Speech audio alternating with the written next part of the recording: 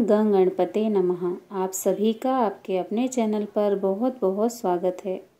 आज इस वीडियो में हम माता अन्नपूर्णा के महाव्रत के बारे में जानेंगे और माता अन्नपूर्णा की कथा सुनेंगे।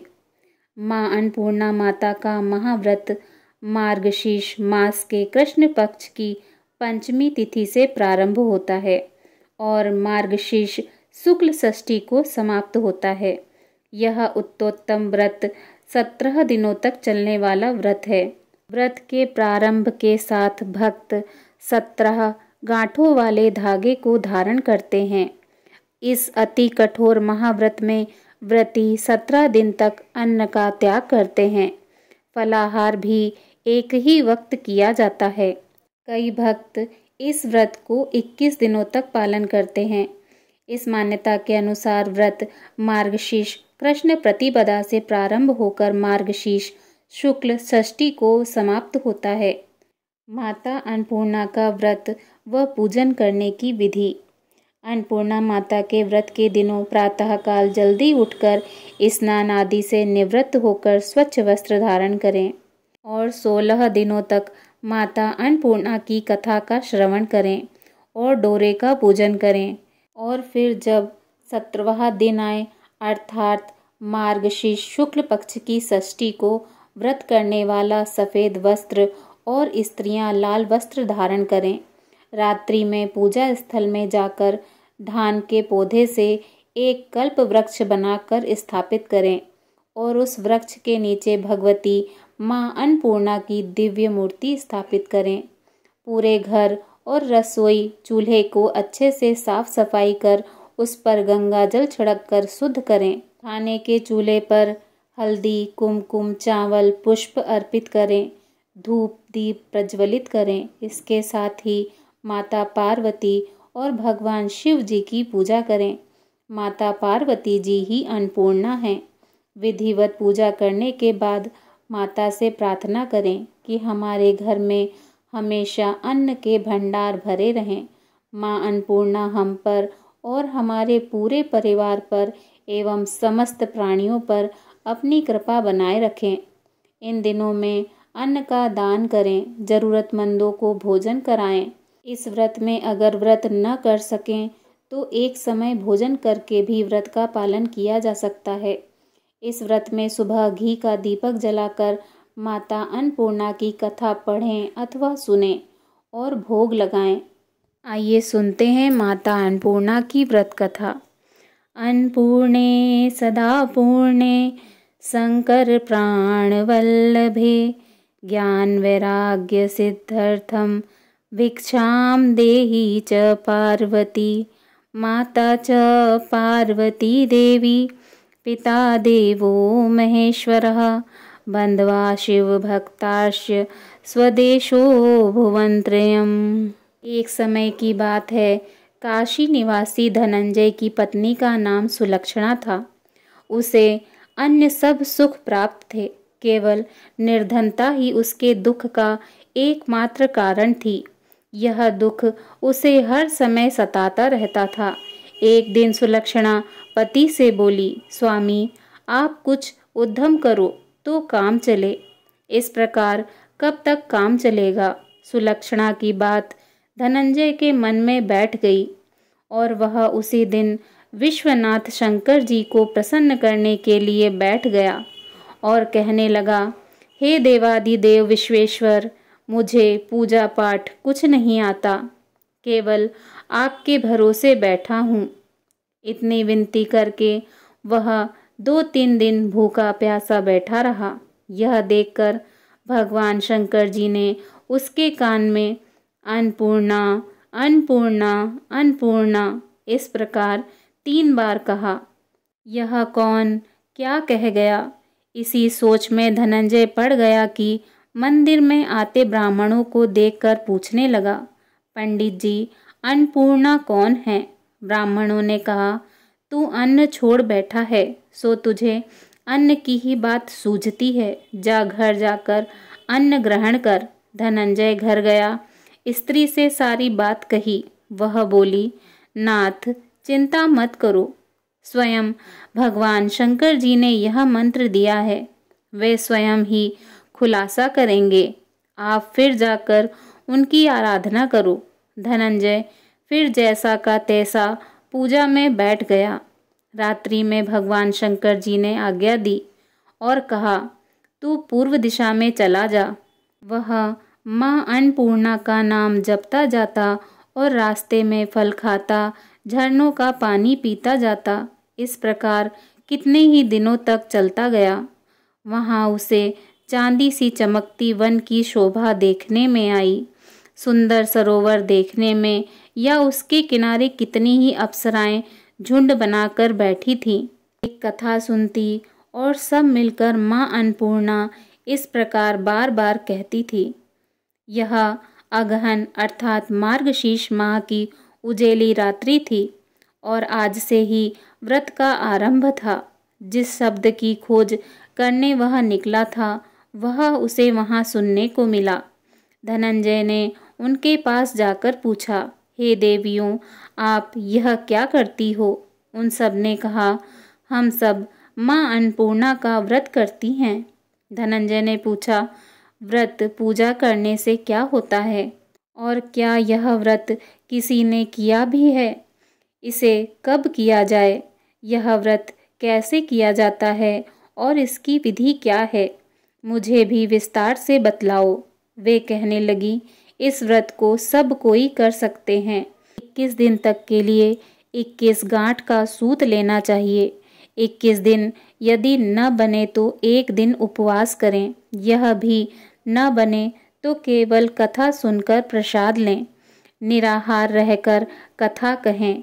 कथा सुनने वाला कोई न मिले तो पीपल के पत्तों को रख सुपारी या घृत कुमारी वृक्ष को सामने कर दीपक को साक्षी कर सूर्य, गाय, तुलसी या महादेव को बिना कथा सुनाए मुख में दाना न डालें। यदि भूल से कुछ पड़ जाए तो 1 दिवस फिर उपवास करें। व्रत के दिन क्रोध न करें और झूठ न बोलें। धनंजय बोला, इस व्रत के करने से क्या होगा? वे कहने लगी, इसके करने से अंधों को नेत्र मिले, लूलों को हाथ मिले, निर्धन के घर धन आए, बांझिन को संतान मिले, मूर्ख को विद्या आए। जो जिस कामना से व्रत करे, माँ उसकी हर इच्छा पूरी करती हैं। वह कहने लगा, बहनों, मेरे पास भी धन नहीं है, विद्या नहीं है, कुछ भी तो नहीं है। मैं तो दुखिया ब्राह्मण हूँ, मुझे इस व्रत का सूत दोगी क्या? वे कहने लगी, हाँ भाई, तेरा कल्याण हो, हम तुझे अवश्य देंगी। ये ले, इस व्रत का मंगल सूत ले। धनंजय ने व्रत किया। व्रत पूरा हुआ। तभी सरोवर में से 21 खंड की सुवर्ण सीढ़ी हीरा मोती जड़ी हुई प्रकट हुई। धनंजय जय अन्नपूर्णा माँ, जय अन्नपूर्णा माँ कहता जाता था। इस प्रकार कितनी ही सीढ़ियाँ उतर गया तो क्या देखता है कि करोड़ों सूर्य से प्रकाशमान माता अन्नपूर्णा का मंदिर है। उसके सामने सुवर्ण सिंहासन पर माता अन्नपूर्णा विराजमान हैं। सामने भिक्षा हेतु भगवान शंकर जी खड़े हैं। देवांगनाएं चवर डुलाती हैं। कितनी ही हथियार बांधे पहरा देती हैं। धनंजय दौड़कर माता जगदम्बा के चरणों में गिर गया। देवी उसके मन का कलेश जान गई। धनंजय कहने लगा, माता, आप तो अंतर्यामिनी हो, आपको अपनी दशा क्या बताऊं? माता बोली, मेरा व्रत किया है, जा संसार तेरा सत्कार करेगा। माता ने धनंजय की जीवा पर बीज मंत्र लिख दिया। अब तो उसके रोम रोम में विद्या प्रकट हो गई। इतने में क्या देखता है कि वह काशी विश्वनाथ के मंदिर में खड़ा है। माँ का वरदान ले धनंजय घर आया। सुलक्षणा से सब बात कही। माता जी की कृपा से उसके घर में संपत्ति उमड़ने लगी। छोटा सा घर बहुत बड़ा गिना जाने लगा। जैसे शहद के छत्ते में मक्खियाँ जमा होती हैं, उसी प्रकार अनेक सगे संबंधी आकर उसकी बढ़ाई करने लगे। कहने लगे, इतना धन और इतना बड़ा घर, सुंदर संतान नहीं तो इस कमाई का कौन भोग करेगा। सुलक्षणा से संतान नहीं है, इसलिए तुम दूसरा विवाह करो। अनिच्छा होते हुए भी धनंजय को दूसरा विवाह करना पड़ा और सती सुलक्षणा को सौत का दुख उठाना पड़ा। दिन बीतते गए, फिर अगहन मास आया। नए बंधन में बंधे पति से सुलक्षणा ने कहा कि हम व्रत के प्रभाव से सुखी हुए हैं, इस कारण यह व्रत छोड़ना नहीं चाहिए। यह माता जी का प्रताप है जो हम इतने संपन्न और सुखी हैं। सुलक्षणा की बात सुन धनंजय उसके यहाँ आया और व्रत में बैठ गया। नई बहू को इस व्रत की खबर नहीं थी। वह धनंजय के आने की राह देख रही थी। दिन बीतते गए और व्रत पूर्ण होने में 3 दिवस बाकी थे कि नई बहू को खबर पड़ी। उसके मन में ईर्ष्या की ज्वाला दहकने लगी। वह सुलक्षणा के घर आ पहुंची और उसने वहां भगदड़ मचा दी। वह धनंजय को अपने साथ ले गई। नए घर में धनंजय को थोड़ी देर के लिए निंद्रा ने आ दबाया। इसी समय नई बहू ने उसका व्रत का सूत तोड़कर आग में फेंक दिया। अब तो माता जी का कोप जाग गया। घर में अकस्मात आग लग गई। सब कुछ जलकर खाक हो गया। सुलक्षणा जान गई और पति को फिर अपने घर ले आई। नई बहू रूठकर पिता के घर जा बैठी। पति को परमेश्वर मानने वाली सुलक्षणा बोली, नाथ, घबराना नहीं, माता जी की कृपा अलौकिक है। पुत्र कुपुत्र हो जाता है पर माता कुमाता नहीं होती। अब आप श्रद्धा और भक्ति से आराधना शुरू करो, वे जरूर हमारा कल्याण करेंगी। धनंजय फिर माता के पीछे पड़ गया। फिर वही सरोवर सीढ़ी प्रकट हुई। उसमें मां अन्नपूर्णा कहकर वह उतर गया। वहां जाकर माता जी के चरणों में रुदन करने लगा। माता प्रसन्न हो बोली, यह मेरी स्वर्ण मूर्ति ले, उसकी पूजा करना, तू फिर सुखी हो जाएगा। जा, तुझे मेरा आशीर्वाद है।